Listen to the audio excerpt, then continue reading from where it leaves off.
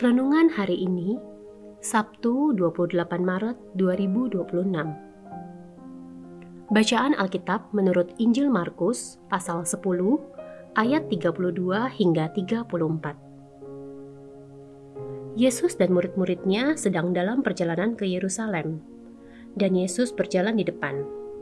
Murid-murid tercengang dan orang-orang yang mengikuti dia merasa takut. Sekali lagi, Yesus memanggil ke-12 muridnya, lalu mengatakan kepada mereka apa yang akan terjadi atas dirinya.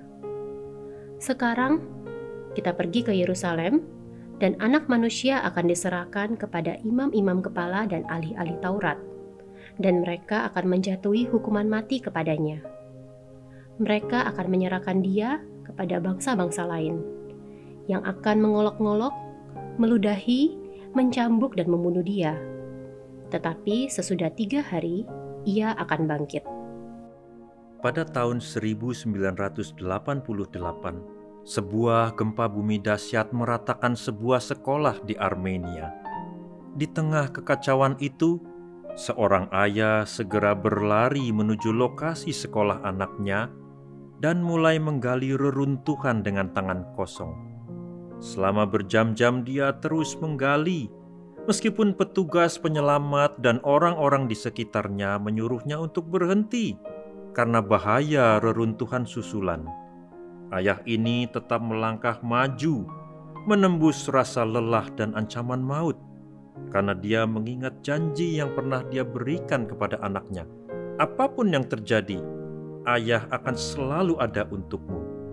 Setelah 38 jam penggalian yang melelahkan, kegigihannya membuahkan hasil. Dia akhirnya menemukan lubang udara dan berhasil menyelamatkan anaknya. Dalam Markus 10 ayat 32 hingga 34, kita melihat perjuangan kasih yang jauh lebih agung. Saat Yesus berjalan di depan murid-muridnya menuju Yerusalem, Markus mencatat posisi Yesus berada paling depan. Dia menunjukkan keteguhan hati sekaligus kesiapan untuk menanggung risiko.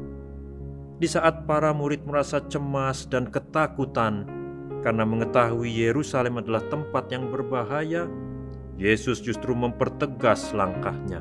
Yesus datang dengan penuh ketaatan untuk mewujudkan rencana keselamatan Allah bagi manusia. Ketaatan Yesus ini adalah pilihan yang diambil dengan penuh kesadaran. Dia mengetahui dengan jelas penderitaan yang menantinya, dikhianati, diolok-olok, diludahi, disesah, hingga akhirnya dibunuh. Yesus taat menjalaninya sampai akhir. Bagi Yesus, ketaatan pada kehendak Bapa adalah bagian dari kasih dan pengampunannya kepada manusia yang berdosa. Belajar dari langkah Yesus, kita diingatkan bahwa ketaatan berakar pada kasih.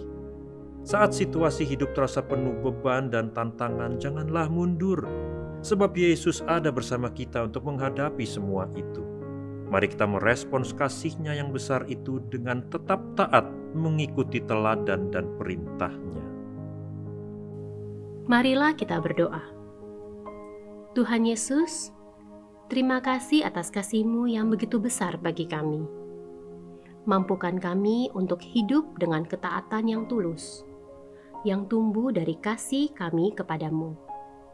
Amin.